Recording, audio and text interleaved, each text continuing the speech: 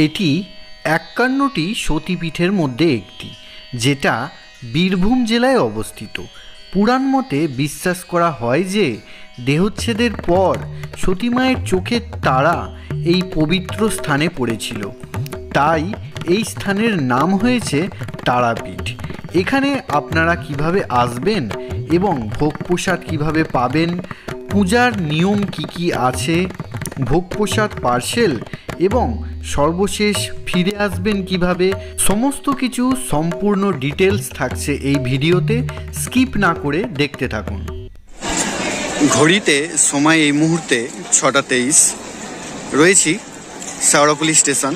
Ganadevata express যেটা হাওড়া থেকে ৬টা ৫ ছেড়ে আসছে, সেটা কিন্তু শেওড়াফুলিতে স্টপেজ আছে ৬টা ২৪-এ। তো সেই এক্সপ্রেস ধরেই আজকে যাব হচ্ছে রামপুরহাট। গণদেবতা এক্সপ্রেসের জন্য কিন্তু ভালোই ভিড় আছে, স্টেশনটা কিন্তু পুরো ভর্তি হয়ে গিয়েছে। দিনের দিন তারাপীঠ গিয়ে কিভাবে ফিরে আসা যায় আজকের জার্নিতে আমি সেটাই আপনাদের দেখাবো। হাওড়া আজিমগঞ্জ গণদেবতা এক্সপ্রেস ৪ নম্বর প্ল্যাটফর্মে আসছে। জেনারেল কম্পার্টমেন্টে কেমন ভিড় হয় ওটাই হচ্ছে দেখার বিষয়।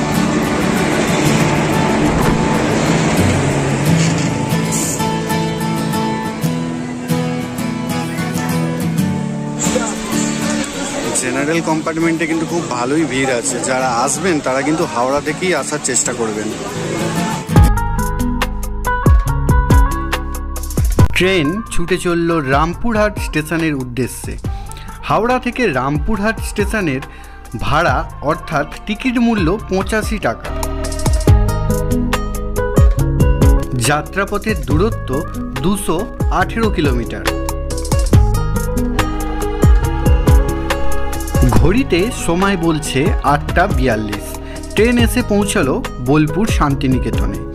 অর্থাৎ আপনারা যদি কেউ শান্তিনিকেতন বেড়াতে যেতে চান তাহলে এই ট্রেনটা কিন্তু আপনাদের জন্য উপযুক্ত ট্রেন।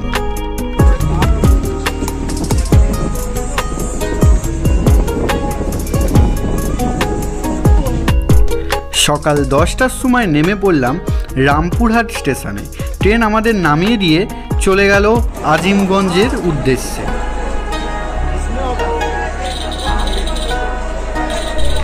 স্টেশনে রয়েছে এক্সেলেটার, অর্থাৎ যারা বয়স্ক মানুষজন যাবেন তাদের কিন্তু কোনো অসুবিধা হওয়ার কথা না।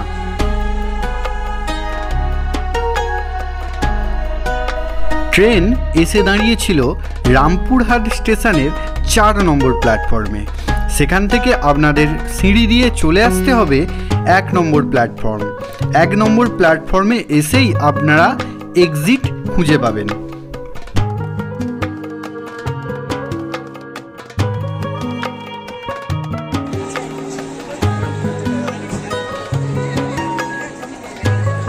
প্রায় ২০০ কিলোমিটার জার্নি করে পৌঁছালাম বীরভূম জেলার রামপুরহাট স্টেশনে। এইবার স্টেশন থেকে বাইরে বেরিয়ে দেখবো যে তারাপীঠ যাওয়ার জন্য কি পাওয়া যাচ্ছে।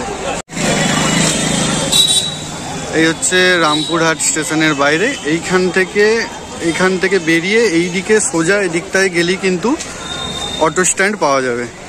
অটো কত করে ভাড়া বলছে মন্দিরের কাছ পর্যন্ত সেইটুকু আমরা একটু জানবো। চলুন যাই। তারাপীঠ যাওয়ার জন্য অটোতে চেপে পড়লাম। ভাড়া ৪০ টাকা, কিন্তু এখান থেকে একটু সামনে এগিয়ে গেলেই কিন্তু ভাড়া ২০ টাকা। কিন্তু রোদের যা চাপ তাই ৪০ টাকা ভাড়া দিয়ে কিন্তু আমরা চড়ে বসলাম।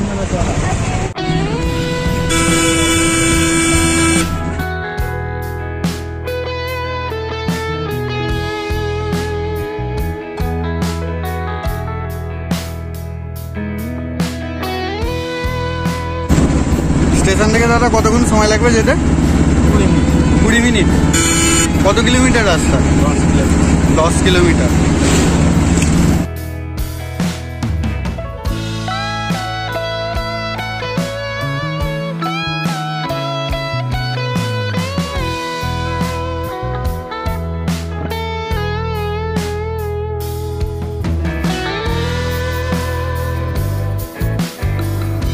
হচ্ছে মন্দিরে যাওয়ার মেন গেট, আর অটো বা টোটো আপনাকে এখানেই নামিয়ে দেবে ঠিক গেটের সামনে।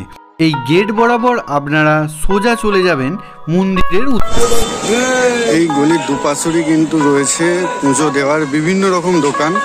আপনারা যে কোনো দোকান থেকে মায়ের জন্য ডালা নিয়ে যেতে পারেন পুজো দিতে। এই গলি ধরে একদম সোজা আসতে হবে ভিতরের দিকে মায়ের মন্দিরে। এখন বাজে সকাল 10টা। আমাদের পুজো দিতে দিতে মোটামুটি 3টে বেজে যাবে, কারণ জেনারেল লাইনটা খুবই কম যাবে। 12টা পর্যন্ত মন্দির খোলা থাকবে, 12টার পর 1টা পর্যন্ত মন্দির বন্ধ, ততক্ষণ লাইনে দাঁড়িয়ে থাকতে হবে।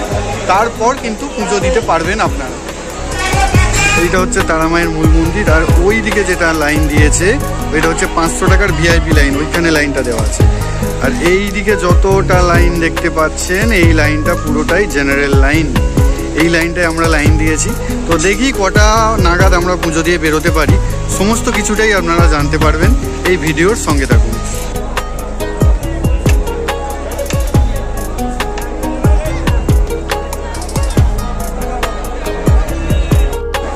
এই 500 টাকা লাইনের এটাই ভিড়, জেনারেল লাইনের কত ভিড় তার কোনো আইডিয়াই নেই।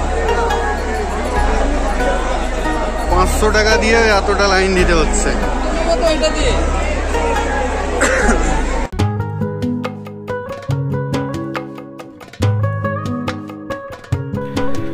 লাখ লাখ মানুষ নিজের মনস্কামনা পূরণ করতে মায়ের কাছে এই ধরনের কবচ বেঁধে যায়।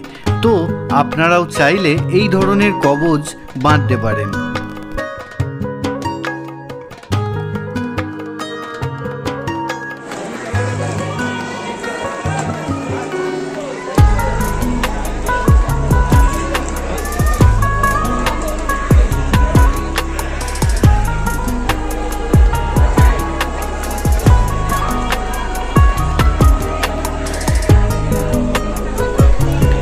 আর একটা খুবই গুরুত্বপূর্ণ বিষয় হলো 500 টাকার কুপন কোথায় পাবেন। ঠিক মন্দিরের যে মেন গেট রয়েছে তার ডান হাতে আপনারা ঠিক এই রকম একটা মন্দির দেখতে পাবেন। সেই মন্দির নিচের তলায় কিন্তু বিক্রি হচ্ছে 500 টাকার ভিআইপি কুপন। অর্থাৎ যাদের শরীর একটু খারাপ বা যাদের বয়স হয়ে গেছে, একটু তাড়াতাড়ি পুজো দিতে চাইলে এই জায়গা থেকে কুপন সংগ্রহ করে লাইন দিয়ে দেবেন। অনেকটাই এগিয়ে এসেছি। 12:30টায় মন্দির বন্ধ, 12:30টার আগে পুজো দেওয়া যাবে কিনা বলা যাচ্ছে না।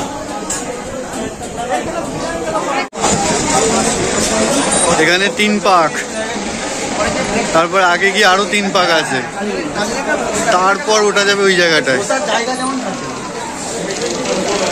জয় তারা।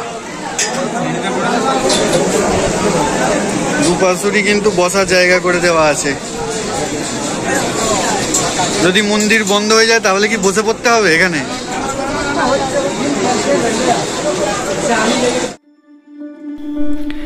লাইনে কিন্তু পানীয় জল বিক্রি হচ্ছে।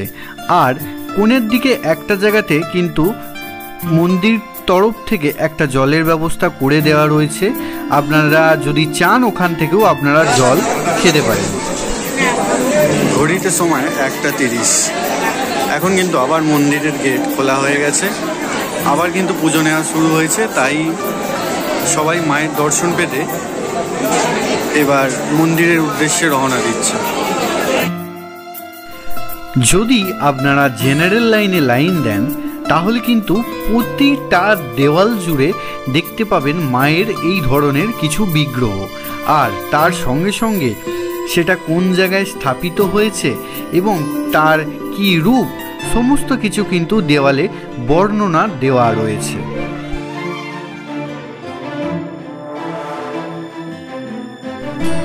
পুজো দেওয়ার জন্য মায়ের কাছে পদ্মও এখান থেকেই পেয়ে যাবেন। দাম 10 টাকা। দীর্ঘ 2-3 ঘন্টা অপেক্ষার পর মোটামুটি কাছাকাছি এসেছি। মন্দিরের প্রপার্টির এত টাকা, তাও মানে নোংরা, পুরো চত্বরটাকেই নোংরা করে রেখেছে। ক্লিন করার কোনো ব্যাপার স্যাপার নেই, অথচ ভিআইপি লাইন 500 টাকা করে নিচ্ছে।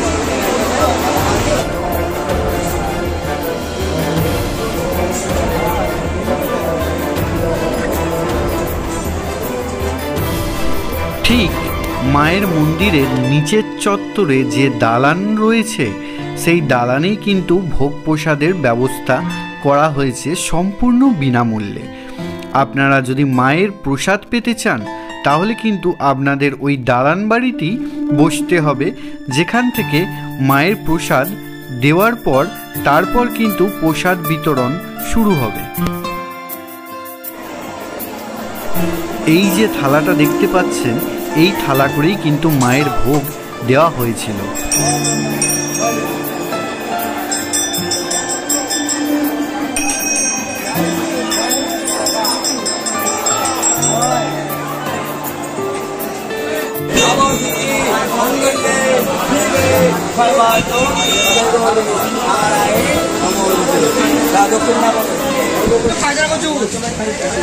মায়ের পুজো দিয়ে দেওয়া হলো। ওখানে কিন্তু ভিতরে ফ্রিতে ভোগ খাওয়ানো হচ্ছে, যেটা তোমরা যদি সকালবেলা কেউ পুজো দাও তাহলে কিন্তু ওই ভোগ প্রসাদটা পেতে পারো। আর একটা হচ্ছে যেটা পার্সেল, যেটা আমি নিলাম 100 টাকা নিল, তো ওই পার্সেলে কিন্তু আপনারা বাড়িতে ভোগ প্রসাদ নিয়ে যেতে পারেন। সারাদিন উপোস করে পুজো দেওয়া, এবার একটুখানি খেয়ে রওনা দেবো স্টেশনের দিকে।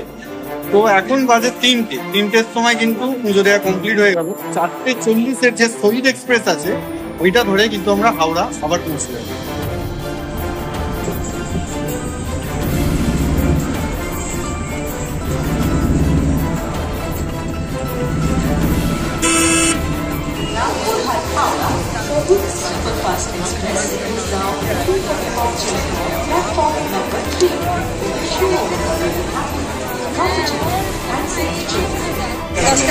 চারটে 45-এ রামপুরহাট স্টেশন থেকে শহীদ এক্সপ্রেস কিন্তু ছেড়ে দিল হাওড়ার উদ্দেশ্যে।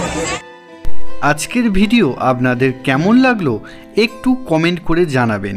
আবার দেখা হবে অন্য কোনো জায়গায় অন্য কোনো গল্পে। ভালো থাকবেন।